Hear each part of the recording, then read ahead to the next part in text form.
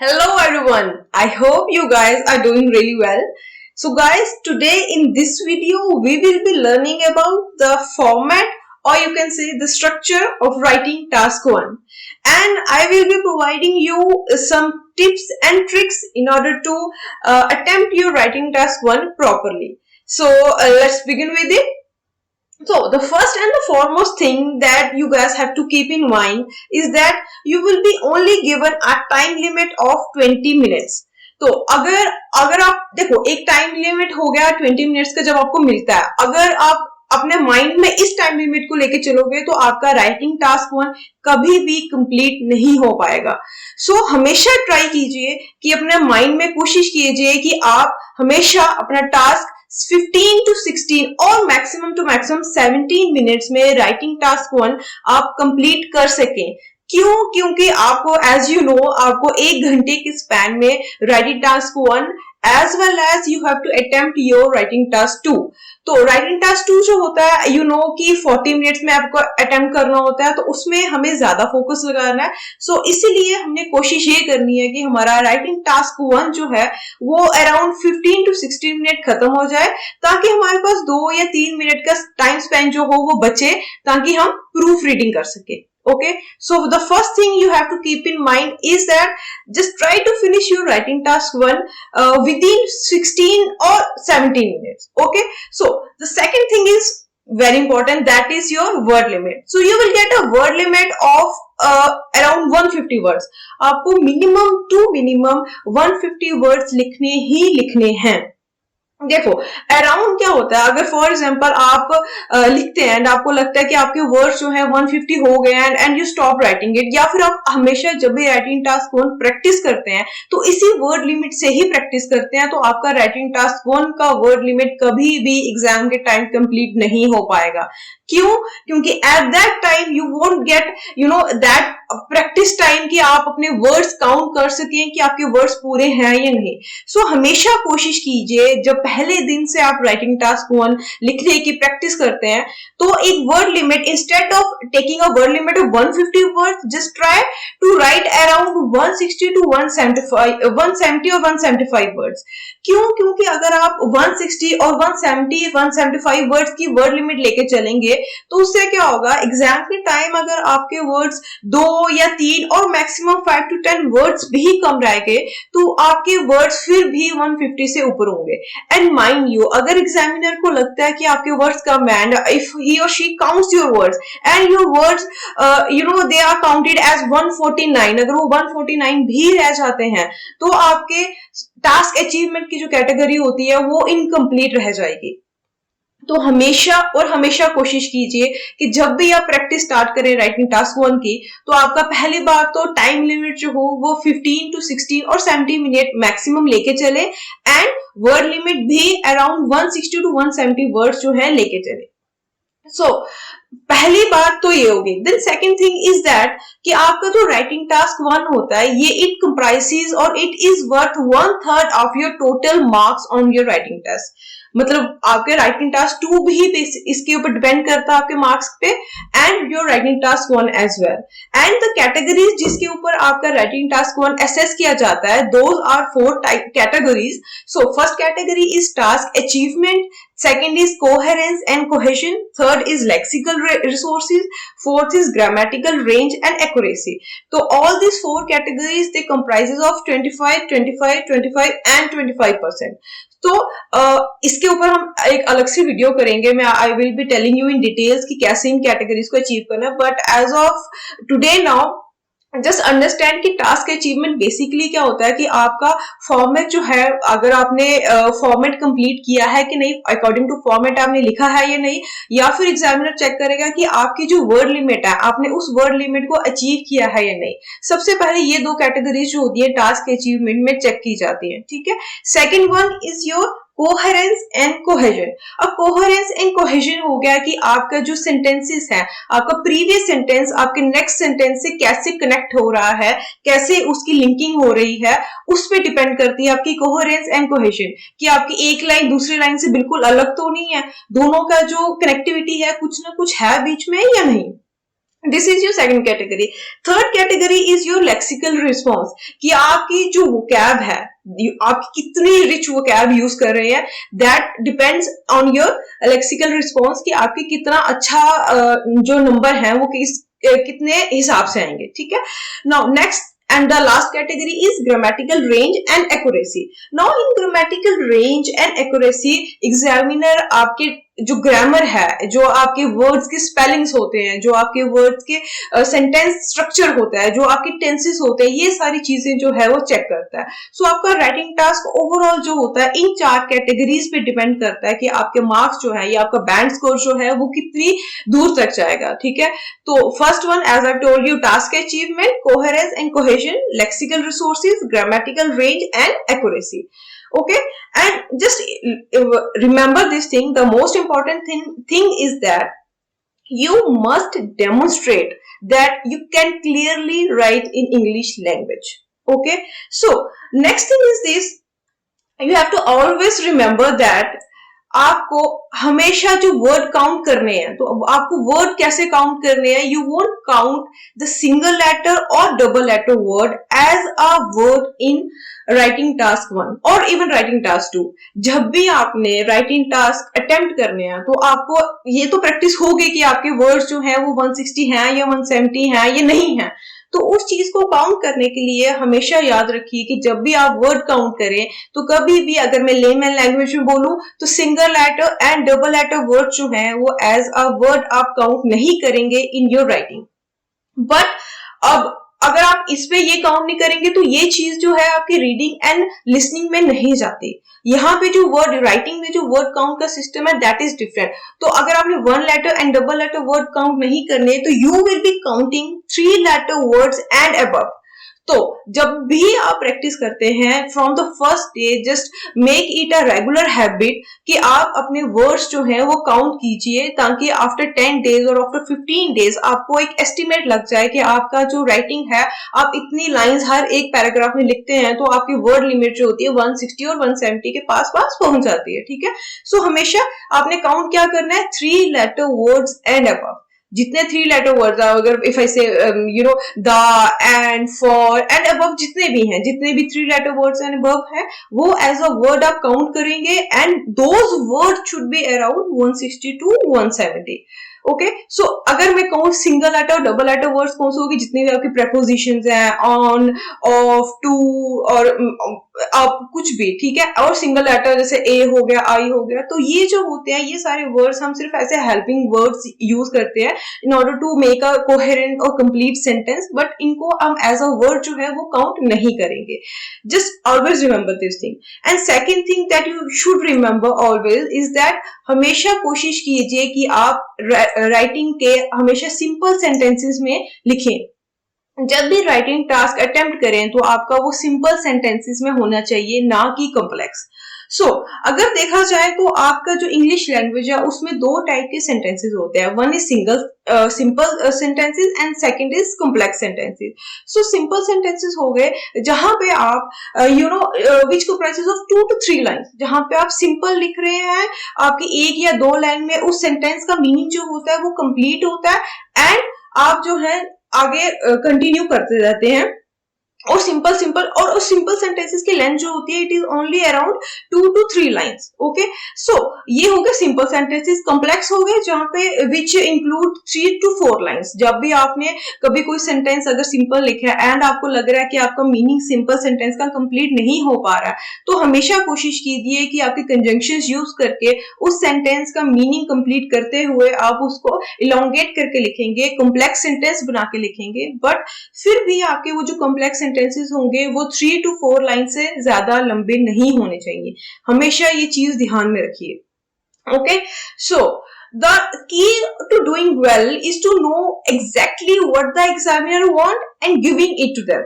So however, try not to worry about these small details. Instead, you should focus on what really matters and improving your performance. Okay. So अगर in short में कहूं तो हमेशा ध्यान रखिए आपका जो राइटिंग टास्क 1 है इसमें आपको हर छोटी से छोटी डिटेल नहीं देनी है. आपको वहां स्पेसिफिकली मेंशन किया जाता है कि आपको मेन फीचर्स ही रिपोर्ट करने हैं. और आपको एक स्पेसिफिक टाइम लिमिट एंड एक स्पेसिफिक वर्ड लिमिट दी जाती है जिसके अंदर आपको उस एसे को कंप्लीट करना होता है। तो हमेशा जो मेजर और मेन डिटेल्स होती हैं उनको पहले लिखिए एंड आफ्टर दैट जो अगर आपको लगता है कि आपके पास टाइम लिमिट बच गया है तो बाकी टास्क जो है वो आप अटेम्प्ट कर सकते हैं। Okay, so let's basically understand कि टास्क 1 जो होता है ये किस हिसाब से आता है एंड इसके कितने पार्ट्स हैं, ठीक है। So basically if you see writing task 1 जो होता है it comprises of part 1 and part 2। इसमें 2 पार्ट आते हैं। First part is your question statement जहां पे आपको एक क्वेश्चन दिया जाता है and second part is your instruction statement जहां पे आपको इंस्ट्रक्ट किया जाता है how you have to attempt your writing task 1।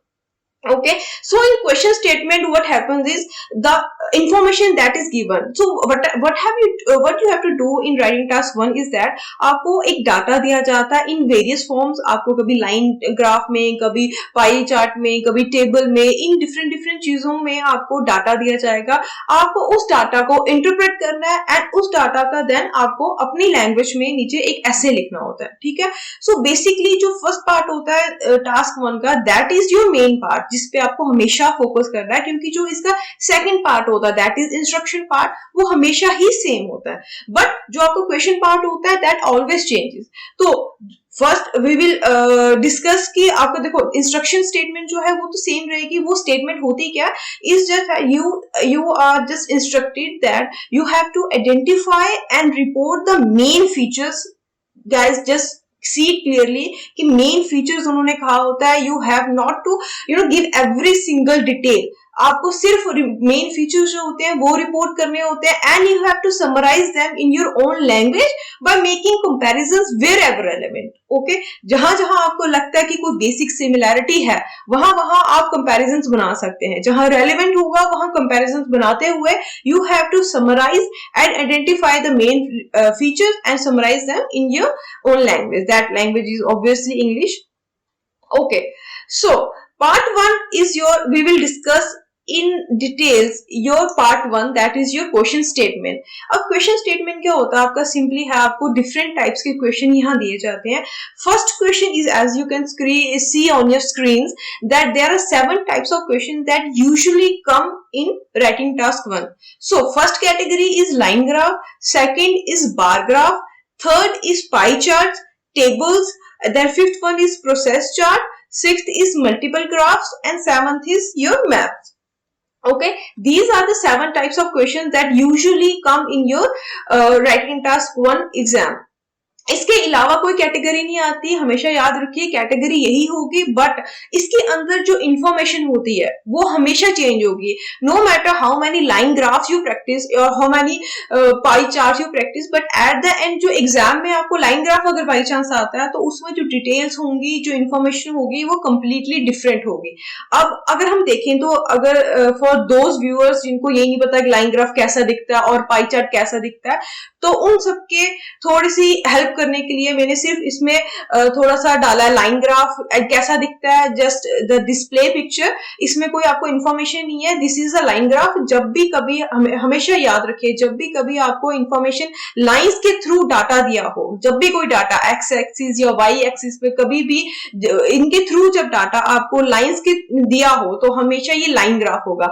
अब ये लाइंस हमेशा याद रखिए जरूरी नहीं है कि लाइंस आपको 2 आएंगी या 3 आएंगी, ये मैक्सिमम 3 भी आ सकती हैं 4 भी आ सकती हैं। जैसे as you can see on your screen ये 4 लाइंस भी आ सकती हैं। They can come in 5 in number और 6 also. Okay, so always remember जब भी आपका इंफॉर्मेशन लाइंस की फीचर्स में दिया हो, लाइंस में दिया हो तो वो हमेशा लाइन ग्राफ के अंडर ही आएगा। Okay, second one is your bar graph.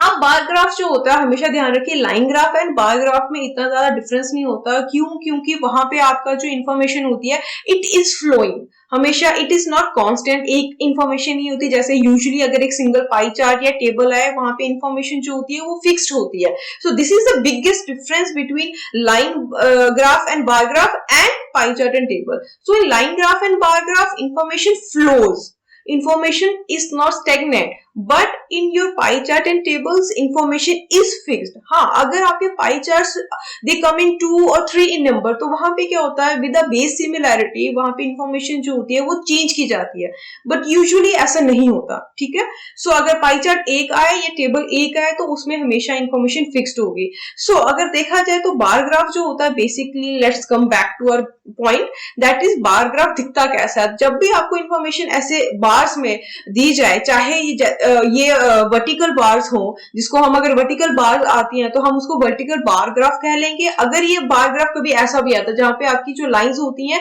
ये हॉरिजॉन्टल होती हैं, ठीक है, so whether the bars come in vertical shape और इन हॉरिजॉन्टल शेप, तो वो आपका बार ग्राफ के अंडर ही आएगा। डोंट कंफ्यूज कि ये कॉलम या कोई और चार्ट है, these come under your bar graph. Okay, so third type is your pie chart. A pie chart, always remember that pie chart कभी भी आपके टेबल में नहीं आता। पाई चार्ट हमेशा सर्कुलर चार्ट होता है। सर्कुलर चार्ट में कई बार आपको एक क्वार्टर में डिवाइडेड होता है, कई बार दो क्वार्टर्स में होता है, कई बार 3 होगा, 4 होगा, it can go up to maximum of various number, जितने मर्जी आप नंबर कह लें, बट स्टिल इतना हमेशा ध्यान रखें। कई बार बच्चे क्या करते हैं, यूजुअली बार ग्राफ को या फिर कई बार प्रोसेस चार्ट को they write it as the given pie chart, तो that is not pie chart. Pie chart simply always remember that कि वो हमेशा सर्कुलर चीज में आता है, सर्कुलर शेप में आता है, नॉट इन स्क्वायर्स और रेक्टेंगल्स। ठीक है, हाँ, पाई चार्ट एक भी आते हैं कई बार, जैसे आप अपनी स्क्रीन पे देख सकते हैं कि पाई चार्ट 2, 3 भी आते हैं। ठीक है, जहां पे एक बेस सिमिलैरिटी कोई भी रखी होती है उन्होंने, एंड उतनी ही क्वार्टर्स में हर एक पाई चार्ट डिवाइडेड होगा, बट वो क्वार्टर्स की जो प्रोपोर्शन होता है that changes in every pie chart, it is never same. अगर अलग अलग भी आएगा तो उसमें बेस सिमिलैरिटी के साथ कोई चेंज जो होगी वो अकर हो गई, तो आपको उसी चेंज के साथ अपना आंसर जो है वो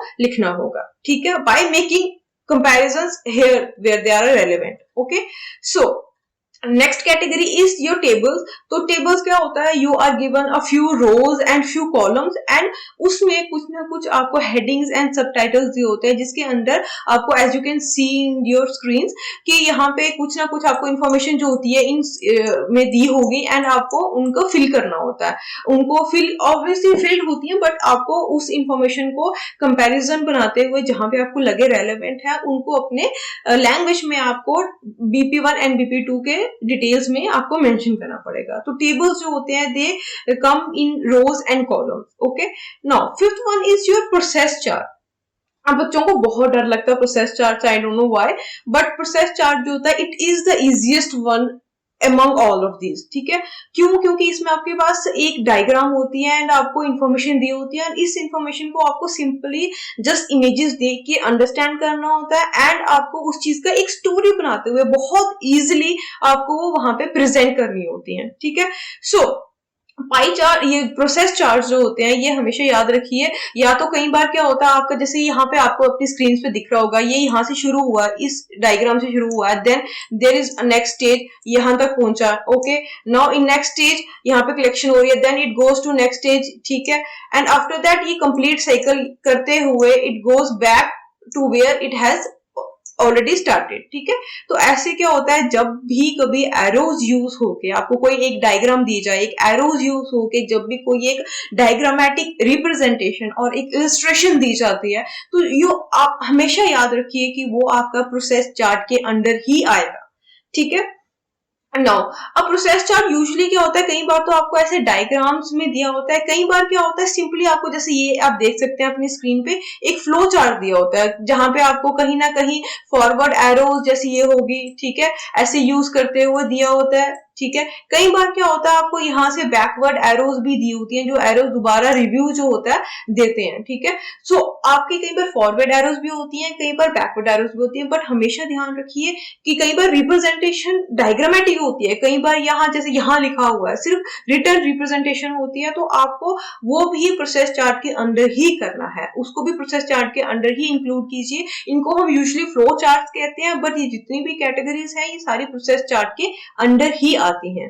ठीक है, so next one is your, हाँ, sometimes in your process chart, जैसे आपने ऊपर दो डायग्राम्स में देखा है कि वहां पे आपको स्टेजेस मेंशन नहीं थी, but most of the cases आपको प्रोसेस चार्ट में स्टेजेस जो होती हैं वो मेंशन होती है, वहां पे लिखा होता है कि आपकी फर्स्ट स्टेज जो है वो कहां से शुरू हुई है, then it goes to second stage, then third stage, ऐसे करते करते यू वो next to the fourth stage, then fifth stage, after that sixth, seventh and eighth, ऐसे ऐसे आपको प्रॉपर नंबर ऑफ स्टेजेस जो होती हैं वो मेंशन होती हैं पूरी की पूरी, with diagrams, with the labelling of the diagrams as well. आपको प्रॉपर लेबल किया जाता है कि हर एक स्टेज जो है वो उसमें क्या चीज हो रही है, ठीक है, कैसे कैसे कौन कौन सी चीजें हो रही हैं, कैसे, जैसे for example this is the how plastic bottles are recycled, ये उस चीज का प्रोसेस है। तो यहाँ पे आपको properly you have given 9 stages, तो I can see the last number is 9, तो मतलब आपको 9 स्टेजेस यहाँ पे टोटल दी हुई हैं, ठीक है।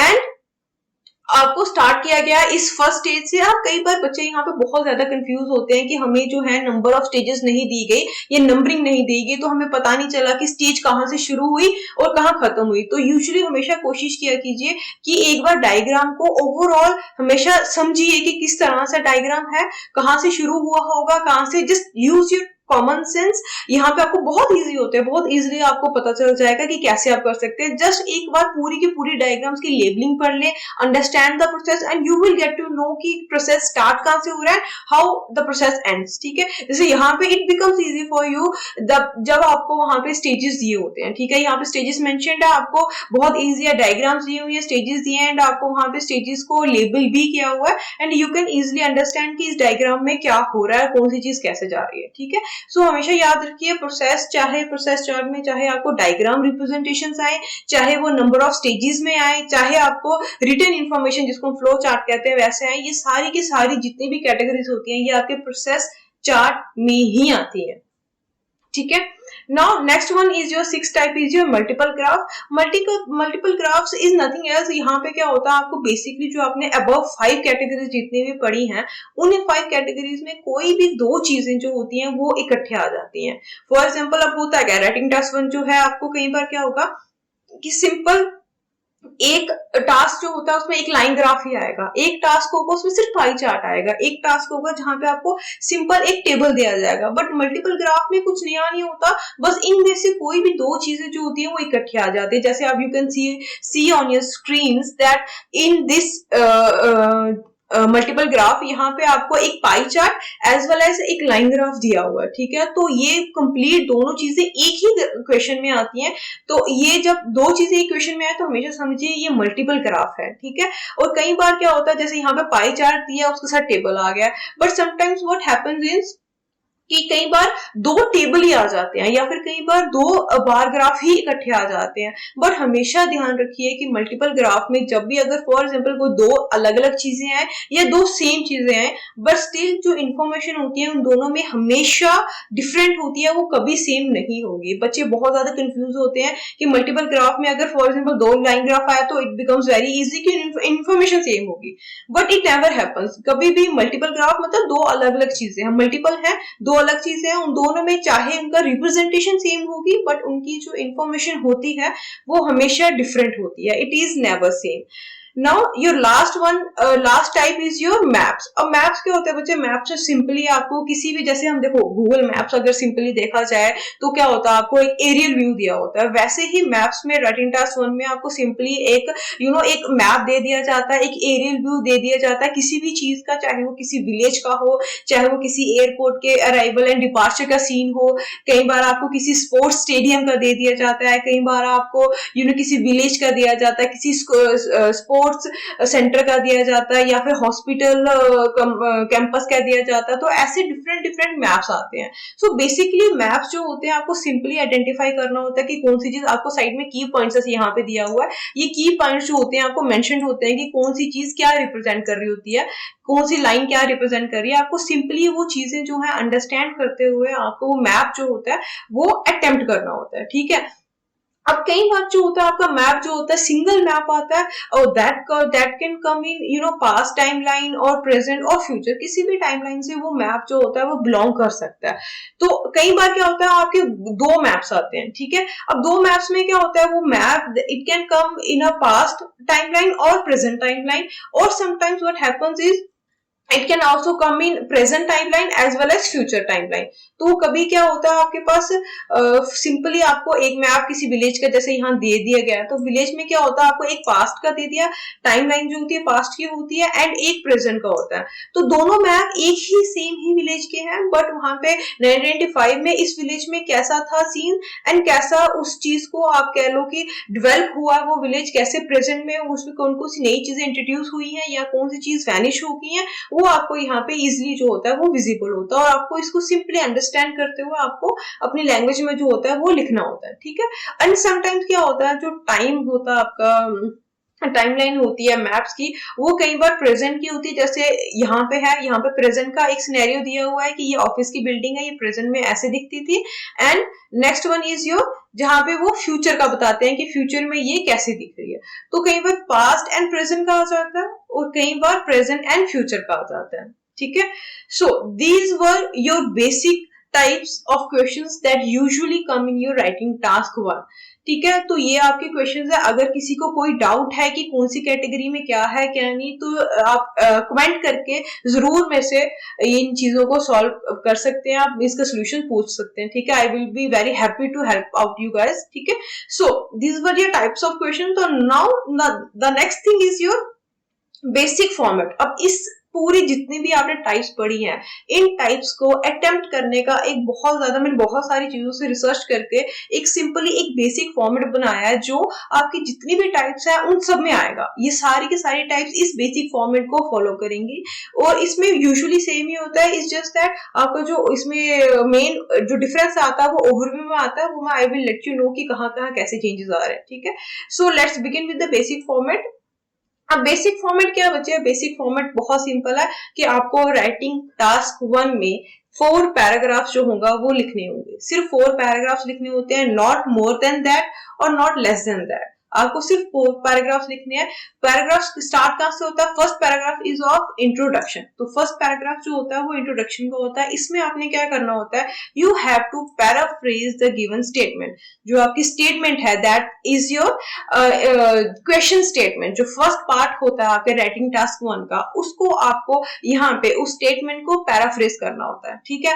And for those of you guys who don't know what the meaning of paraphrase is, paraphrasing is not a complex term. You can simply understand it that कि आपने जो सेंटेंस होता है उसका स्ट्रक्चर जो होता है वो आपको चेंज करना होता है, बट उसका मीनिंग जो है वो आपको सेम रखना होता है। So you have to change the sentence structure, but the meaning of the statement should always remain the same. तो ये हमेशा ध्यान रखिए कि हमने सेंटेंस का स्ट्रक्चर इस हिसाब से चेंज करना है, सेंटेंस को हमने रीमोल्ड करना होता है, इस हिसाब से रीमोल्ड करना है कि उसका जो मीनिंग है, जो फॉर्मर सेंटेंस है, जो लेटर सेंटेंस है, उनका मीनिंग आपका सेम रहना चाहिए, एंड एट द एंड आपका सेंटेंस का स्ट्रक्चर जो है वो चेंज होना चाहिए, ठीक है। हमेशा ध्यान रखिए जो आपका इंट्रोडक्शन का पैराग्राफ है इसको आपने सिर्फ एक सेंटेंस में लिखना है। आप इसमें ज्यादा लाइंस नहीं लिखेंगे, सिर्फ 2 to 3 लाइंस आएंगी। सेंटेंस जो होगा हमेशा ध्यान रखिए सिंपल सेंटेंसेस। आपका जो टास्क 1 है इसमें आपने 90% सिंपल सेंटेंसेस यूज करने हैं, जो मैं ऑलरेडी इस वीडियो में पहले बता चुकी हूँ कि क्या डिफरेंस होता है आपके सिंपल एंड कॉम्प्लेक्स सेंटेंसेस का। तो ये जो सेंटेंसेस है ये भी सिंपल है। तो आपको जो अगर देखा जाए तो आपको जो first paragraph that is of introduction, तो इस इंट्रोडक्शन के पैराग्राफ में आपको सिर्फ एक सेंटेंस लिखना है, एंड दैट सेंटेंस आपका सिर्फ 2 to 3 लाइंस का ही होगा। इस सेंटेंस में आपको कुछ ज्यादा नहीं करना, सिंपली जो आपको स्टेटमेंट दी गई है उस चीज को आपने पैराफ्रेज करना है। पैराफ्रेज कैसे करना है कि आपको सिंपली उसका सेंटेंस का स्ट्रक्चर चेंज करना है विदाउट चेंजिंग इट्स मीनिंग। कई बार आप यूजुअली जो बच्चे होते हैं यहाँ पे पैराफ्रेजिंग कैसे करते हैं, सिनोनिम्स यूज करके, बट यहाँ पे हमेशा और हमेशा ध्यान रखिए कि सिनोनिम्स जब भी आपने यूज करने हैं तो आप कभी भी जो कीवर्ड्स हैं उनको पैराफ्रेज नहीं करेंगे।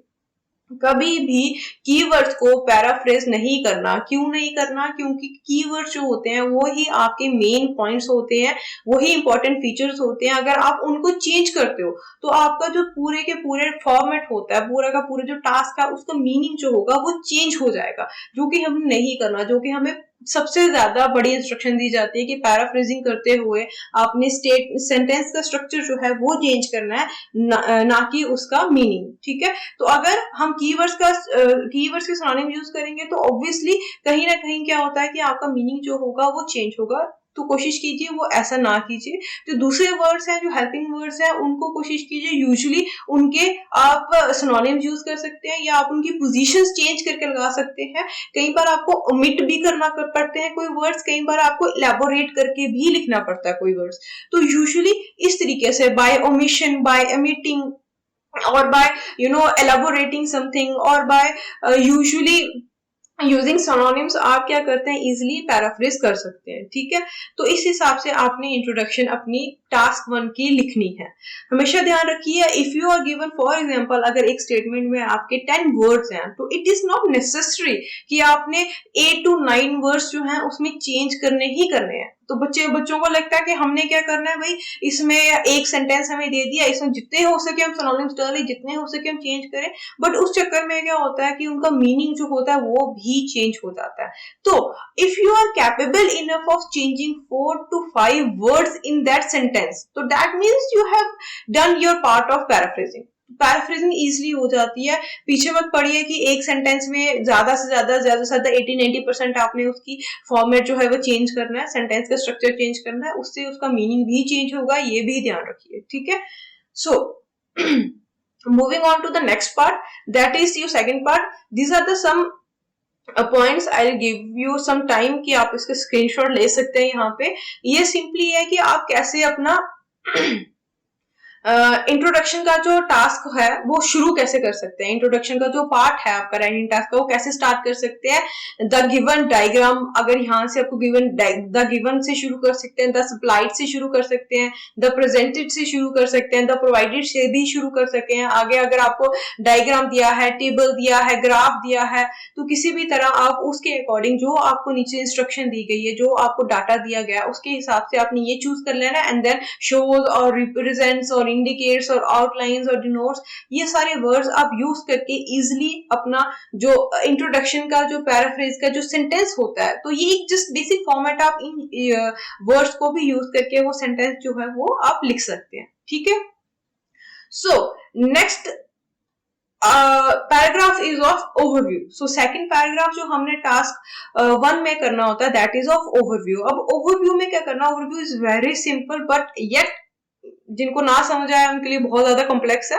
सो फर्स्ट पैराग्राफ, जो सेकंड पैराग्राफ आपको ओवरव्यू का, आपको सिंपली इसमें 2 से 3 फीचर्स जो होते हैं, जो सिग्निफिकेंट फीचर्स हैं आपके, जो आपको डाटा दिया गया उसके, उनको आपको आइडेंटिफाई करना है एंड उनको आपको अपनी लैंग्वेज में अराउंड 4 to 5 सेंटेंसेस आपको वो लिखना होगा। ठीक है, सिर्फ इतना ध्यान रखिए 2 से 3 सिग्निफिकेंट फीचर्स है, इजी है, तो आपको क्या करना है 2 से 3 सेंटेंसेस लिखने हैं एंड 4 to 5 लाइंस में ही लिखोगे। कोशिश ये किया करो कि जो मेन फीचर्स है वही लिखो, ना कि हर एक पॉइंट आप लिख रहे हो, यहाँ पे हर एक पॉइंट नहीं लिखना। हाँ, ओवरव्यू हर एक का अलग अलग होगा, that I will be elaborating in different videos. हर एक, जैसे हम लाइन ग्राफ की वीडियो करेंगे उसमें एलेबोरेट करेंगे, बार ग्राफ, पाई चार्ट, हर एक की वीडियो जैसे जैसे करेंगे हम उसमें हर एक का अलग अलग से ओवरव्यू जो है वो एलेबोरेट में कर दूंगी। ठीक है, but at this point just understand कि जो आपको ओवरव्यू है उसमें 2 से 3 सिग्निफिकेंट फीचर्स आपने आइडेंटिफाई करने हैं एंड 2 to 3 सेंटेंसेस में उनको लिखना है एंड आपके ओवरव्यू में 4 to 5 लाइंस ही होनी चाहिए। आपने पैराग्राफ नहीं बनाना, क्योंकि पैराग्राफ बनाओगे तो नीचे BP1 और BP2 भी है, तो उन दोनों का जो ओवरव्यू एंड उसमें कोई डिफरेंस नहीं पता चलेगा। ठीक है, तो हमेशा डिफरेंस याद रखो कि जो इंट्रोडक्शन है वो 2 से 3 लाइंस की होगी, देन उससे बड़ा पैराग्राफ आएगा that is your overview, then उससे बड़ा पैराग्राफ नीचे आएंगे that is your BP1 and BP2। ठीक है, सो हमेशा ट्राई कीजिए, try to start your overview with the phrases like overall it is quite apparent that, or you can also write it as briefly it is clearly visible that, or overall it is easily seen that, or you can also write it in कि overall a glance is enough to make it clear that, or briefly it can be clearly seen that. So these are the basic phrases that I have written here for you guys कि आप बस इन phrases को शुरू करते हुए हमेशा ध्यान रखिए जो word overall है ना, ये हमेशा ध्यान के जरूर लिखें ताकि एग्जामिनर को कंफर्म हो जाए कि इसमें जो सेकंड पैराग्राफ लिखा है इट इज ऑफ ओवरव्यू, ना कि ये कंक्लूजन का पैराग्राफ है, ठीक है। तो कई बच्चे क्या करते हैं, दे इंट्रोडक्शन जब राइटिंग टास्क का फॉर्मेट होता है वो अलग फॉर्मेट कुछ बच्चे फॉलो करते हैं जो कि I don't think is at all appropriate, वो गलत है। वहां पे जहां पे आप कंक्लूजन सबसे लास्ट में लिखते हो, क्यों कंक्लूजन जो होता है वो आपने हमेशा जहां डिस्कशन की होती है, जहां पे अपना पर्सपेक्टिव या अपना थॉट्स पॉइंट ऑफ व्यूज रखे होते हैं, वहां पे आपने लिखने होते हैं, ना कि यहाँ पे टास्क 1 में जहां पे सिंपली आपको एग्जामिनर जो है या जो आपका पेपर है वो आपको इंस्ट्रक्ट कर रहा होता है कि जो डाटा है आपको उसको अंडरस्टैंड करना है एंड आपको उसको सिर्फ अपनी लैंग्वेज में जो है वो लिखना है, ठीक है। सो यहाँ पे क्या करना आपने, सिंपली एग्जामिनर को क्लैरिफाई करने के लिए कि जो आपका सेकंड पैराग्राफ है वो आपका BP1 नहीं है बल्कि ओवरव्यू है, उसके लिए इसकी सिंपली आपको स्टार्टिंग में ओवरऑल या ब्रीफली वर्ड जरूर यूज करें ताकि एग्जामिनर को क्लियर हो जाए, ठीक है। सो आप इन सारे टर्म से जो है यहाँ से अपना ओवरव्यू जो है स्टार्ट कर सकते हैं। इसके बाद आप कंटिन्यू कर सकते हैं, 2 से 3 फीचर्स जो है वो यूजुअली लिख सकते हैं, ठीक है। इसमें हमेशा ध्यान रखिए जो ओवरव्यू का सबसे बड़ा पॉइंट क्या होता है, I forgot to mention it here, that is कि आपको ओवरव्यू में कभी भी कोई नंबर नहीं लिखना होता। You will not right any number in the overview or you will not give any kind of detail in overview. कभी भी आपको कोई नंबर मेंशन नहीं करना, आपको कोई भी डिटेल्स जो है वो मेंशन नहीं करनी होती ओवरव्यू में। ओवरव्यू में सिंपली आपको एग्जामिनर को एक हिंट देना होता है कि जो आप नीचे BP1 और BP2 के जो डिटेल्स के पैराग्राफ लिख रहे हो इसमें आपने कैसे वहां पे क्या किन चीजों के बारे में आप लिख रहे हो, उनको सिर्फ एक जिस्ट देना आपको ओवरव्यू में, ठीक है।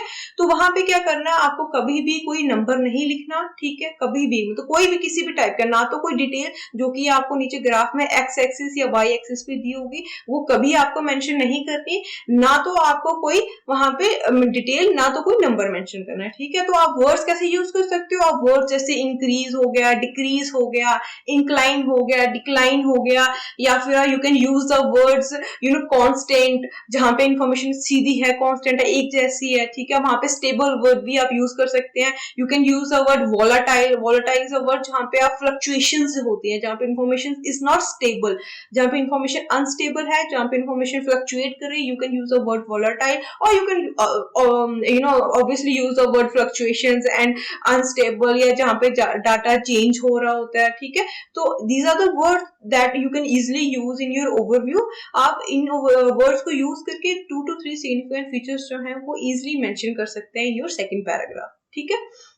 So in third paragraph is of your main body paragraph 1, BP1 जिसको हम शॉर्ट में जो होता है मेन बॉडी पैराग्राफ को हम शॉर्ट में BP1 भी कहते हैं। यहाँ पे आपको क्या करना होता है, you have to give all the details in an elaborative manner. आपको जितनी भी डिटेल्स हैं, जितनी भी एक्स एक्सिस पे, जितनी भी वाई एक्सिस पे डिटेल्स दी होती हैं एंड बीच में जो लाइंस होती हैं एज वेल एज दोज, उनको लेते हुए आपने लाइन ग्राफ बार ग्राफ को वैसे कर देंगे डिटेल्स। एंड जब आपने प्रोसेस या कुछ देना तो प्रोसेस कहाँ से स्टार्ट हो रहा है, वहां यहाँ पे मेन बॉडी पैराग्राफ 1 में भी आप वहीं से स्टार्ट करेंगे फर्स्ट स्टेज से, and you will then start writing in your next stages and you will end your BP2 with the last stage, ठीक है। हमेशा ध्यान रखिए कि जो भी आपने डिटेल्स देनी है वो डिफरेंट जो आपका टास्क होगा उसकी अलग अलग होंगी। जैसे मैप होगा तो उसमें आपने जो डिटेल्स देनी है वो किसी और वे में देनी है, लाइन ग्राफ बार ग्राफ होगा तो उसकी डिफरेंट वे में होंगी, and pie chart and table होगा तो उसकी डिफरेंट मैनर में होंगी, ठीक है। तो हमेशा ध्यान रखिए ये सिर्फ एक बेसिक फॉर्मेट है, इनके जो अलग अलग टाइप्स हैं उनके अलग अलग फॉर्मेट में अगेन डिस्कस करूंगी। ये सिर्फ बेसिक है ताकि आपको समझ आ सके कि आपने किसी तरह से एक टास्क 1 जो है वो अटेम्प्ट करना है, ठीक है। सो बेसिकली आपको जो main body paragraph that is BP1, इसमें आपको 5 to 6 सेंटेंसेस जो होंगे बेसिकली लिखने होंगे, and around you will write around 10 to 12 lines. आपको 10 to 12 लाइंस लिखनी है एंड 5 to 6 सेंटेंसेस लिखनी है ताकि आपका जो कंटेंट है वो भी हो सके, एंड आपको वर्ड जो लिमिट जो आपको सबसे पहले बात इस वीडियो में बताई गई थी, वर्ड लिमिट जो आपने कंप्लीट करना वो भी आपका पूरा हो सके। इस फॉर्मेट को फॉलो फॉलो करेंगे तो आपके वर्ड लिमिट कभी इनकम्प्लीट नहीं होगा, कभी भी, और कभी भी आपका टाइम जो है ज्यादा नहीं लगेगा। ठीक है, कई बार बच्चे क्या करते हैं, बहुत ज्यादा इन्फॉर्मेशन देना शुरू कर देते हैं, तो उससे क्या होता है, उनका टाइम भी ज्यादा लगता है एंड उनका सेंटेंस की जो लाइंस होती हैं, सेंटेंसेस भी ज्यादा बनते हैं, एज वेल एज जो उनकी लाइंस जो होती हैं वो भी ज्यादा होती हैं, जो कि हमने अवॉइड करनी है। ठीक है, अगर आपको अच्छा बैंड स्कोर चाहिए। ठीक है, तो कोशिश करिए कि आपका जो टास्क, जो मेन बॉडी पैराग्राफ 1 है, आप on coming to the details और upon detail analysis in 2 phrases से शुरू कर सकते हैं। देखो, अगर देखा जाए तो नेट पे बहुत बहुत सारी फ्रेजेस अवेलेबल है, बट हमेशा कोशिश कीजिए कि इंस्टेड के आप जो टेम्पलेट्स या ये जो फ्रेजेस ऑलरेडी गिवन है, सभी बच्चे उनको यूज करते हैं, सभी वहां से पढ़ते हैं, you not the only one. तो हमेशा कोशिश कीजिए जितना आप ओरिजिनल, जितना आप अपनी से बना के जेन्युइन लिख सके, जितना ऑथेंटिक आप इंफॉर्मेशन दे सके उतनी दें, ताकि जो एग्जामिनर है जब भी वो फेडअप हो जाएगा 2 रिपीटेड टेम्पलेट्स पढ़ पढ़ के, तो जब आपका कुछ नया, आपका ओरिजिनल डाटा पड़ेगा, तो ही और शी विल फील रिफ्रेश्ड। तो वो ऑलवेज ही और शी विल फील रिफ्रेश, और उसकी वजह से क्या होगा, आपके नंबर जो होंगे वो भी ज्यादा लगेंगे। ठीक है, सो हमेशा याद रखिए, जितना सिंपल लिख सके उतना लिखिए, जितना डिटेल से फोकस कर सके उतना कीजिए। ठीक है, हमेशा याद रखना कि जब भी आपने डिटेल्स लिखनी है तो always remember to write the complete unit every time you mention any numerical detail in the paragraph। जब भी कभी आप BP1 और BP2 में जब भी डिटेल्स लिखते हैं, स्पेशली जो यहाँ वाली इस तरह वाली एक्सेसिस पे आपकी जो अवेलेबल होती है, उसके साथ कोई ना कोई यूनिट जरूर होता है उस डिटेल के साथ, चाहे वो किलोमीटर स्क्वायर होगा, चाहे वो सेंटीमीटर क्यूब होगा, चाहे वो बिलियन यूनिट्स होगा, चाहे वो मिलियन डॉलर्स होगा। ठीक है, चाहे वो आपका क्वाड्रिलियन यूनिट्स होगा, चाहे वो परसेंटेज में होगा, जो कि मोस्टली परसेंटेज में होता है, बट कई बार क्या होता है पर पर्सन पर आवर भी होता है। तो इस तरह से जो यूनिट होता है वो वेरी करता है। ठीक है, तो हमेशा ध्यान रखिए जो कंप्लीट यूनिट है वो आपको प्रॉपरली मेंशन करनी है।